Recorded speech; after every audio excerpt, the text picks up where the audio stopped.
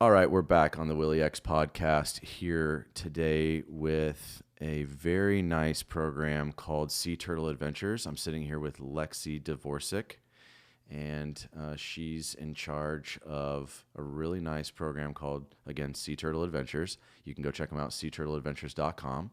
Correct, Lexie? Yes. All right, and I'll just let you go ahead and intro us into what it is that you guys are doing and how you're providing a really nice service for sea turtles.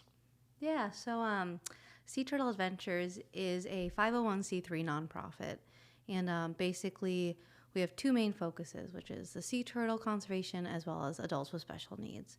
Okay. So to kind of get into like the sea turtle part of it, we have a 3-mile section of beach kind of in the Delray Beach area that we monitor every March through October for sea turtle nesting activity. So we're out there every morning at sunrise, looking for these crawls, marking off the nests, collecting data, and then when they hatch, we're able to go ahead and collect some more data, usually rescue a few hatchlings, and send them out. And a lot of times we get to bring people with us and do a lot of educational work. Great. And so is this specifically for rescuing, or it's also for, like how much percentage of rescuing versus hatching do you do, or is it like 50-50?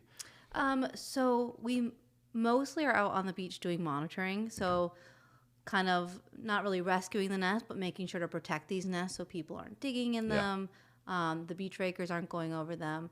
But we actually respond to sea turtle stranding calls, which is when a sea turtle gets sick or injured or even passes away.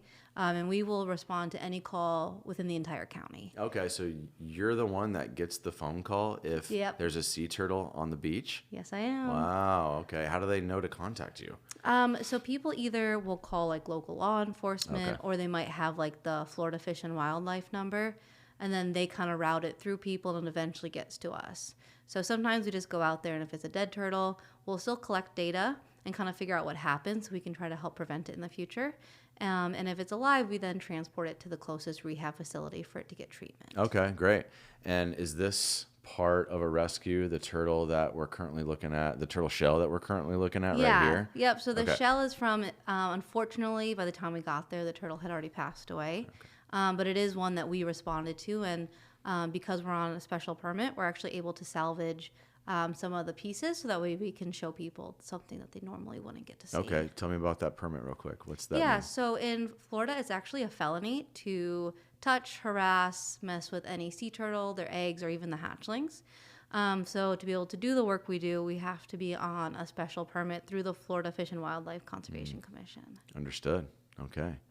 Very, intertwined things that we don't really know about. Right. Right? Like the public doesn't know that you have to have a permit to be able to access these either rescue turtles or even dead turtles. Right. Right? Yep, exactly. It's just you. Yep, just us. And then even like the nests that you see on the beach, you're not allowed to dig into them or mess with them. Everything Right. kind of has to stay left alone. Of course. Okay.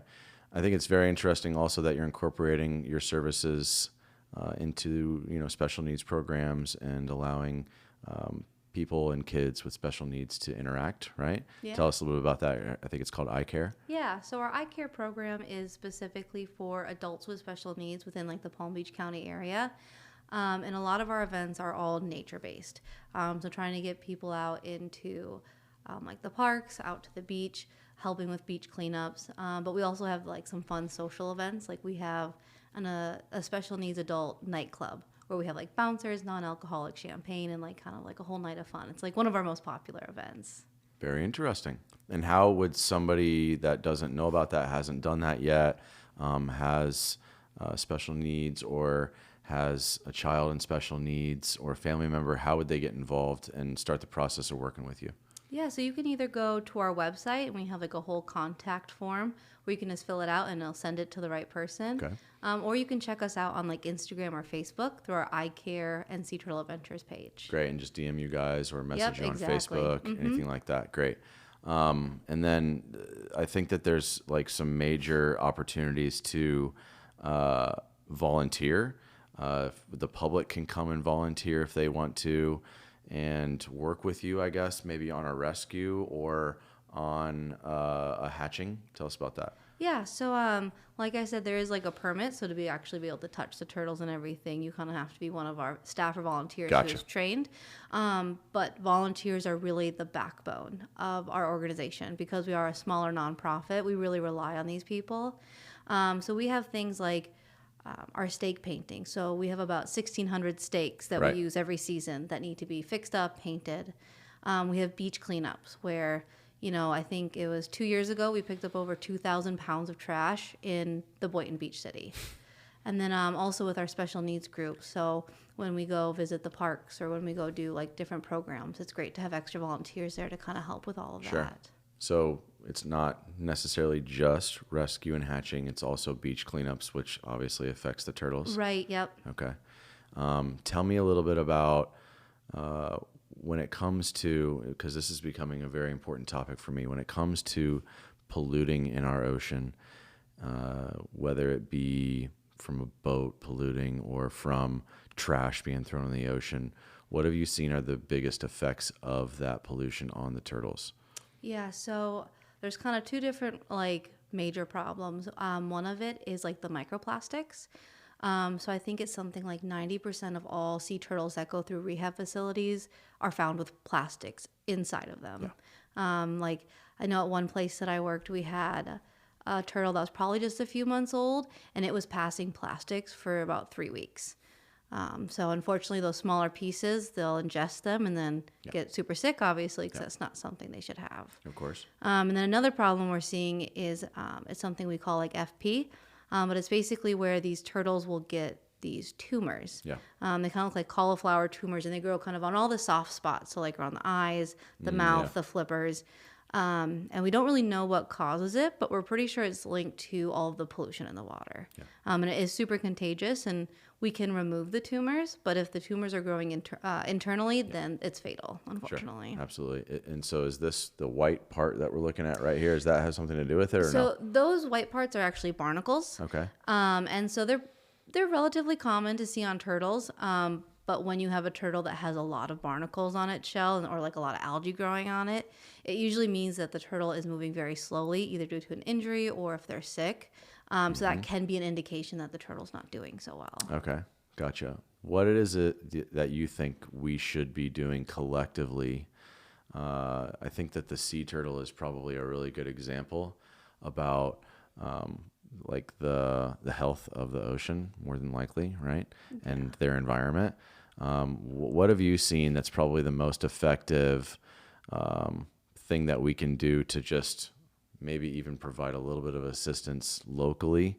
Would it be the beach cleanup? Is that basically the main thing, or what else can we do? Aside from the beach cleanup, another big thing is lights. So the light pollution, especially in South Florida, is really bad. And sea turtles use the moon and the stars to navigate back to the ocean. Yep. If you have something like a bright condo light, they're going to go the wrong way. We've actually found a couple of turtles like in the road, in people's pools, and by that point they're just so exhausted that we usually end up having to take them to rehab. So by turning off your lights, or if you're on the beach at night, using a red flashlight. Turtles really can't see the color red, and so those are the least disruptive. So by literally just switching a flashlight to red, when you're on the beach at night, that's something huge that people can do. Interesting. Yeah. Yeah, I have heard about that, how they're just looking for the light. Exactly, yep. And so they'll go towards it, and that's why they're going towards A1A. Exactly. Right? Which is not a safe base for turtles to be. Absolutely not. Okay. Anything that you want to leave us with? A bit of information, a place for people to go to check out more information. Obviously, the website's seaturtleadventures.com. What else do you want to pitch out there so that people can get involved, especially locally, or maybe you can help us to get other areas, Naples, maybe Fort Myers, Tampa, other beaches, places like that. Where can somebody start something that you have built up, something like this, right? Right, yeah. So if you're local, we actually offer a couple different programs during sea turtle season. Like we'll take people out on the beach to watch us do an excavation, to watch us release hatchlings. We'll even take people out at night to see a sea turtle nesting. And by going through an organization that's permitted to do this, you're able to see a lot of things that you normally couldn't see, as well as doing it in a safe space for the turtle, so you don't have to worry about interrupting her nesting or potentially harming the hatchlings. Got it. So Okay. that'd be a great place to start for people. Fantastic. Well, I think that maybe in our future there might be a hatching that we can go check out. Oh yeah, definitely. Maybe even get some footage of a rescue, and then maybe come back and we can chat about that a little bit. Yeah, that would be great. I think that's something that I'm interested in. Hopefully our viewers are going to be interested in. I just think that you and your group are doing a great job. And I salute you to assist with items and animals that need a lot of assistance. Yeah. Right? So good job. And let's just maybe keep in touch, and hopefully in the future we can get some really good footage and share it with the viewers. Yeah, we love taking people out, so anytime. All right. Thanks a lot. Yeah. Appreciate it. That's it. Cool. Painless. Yeah, that wasn't bad at all.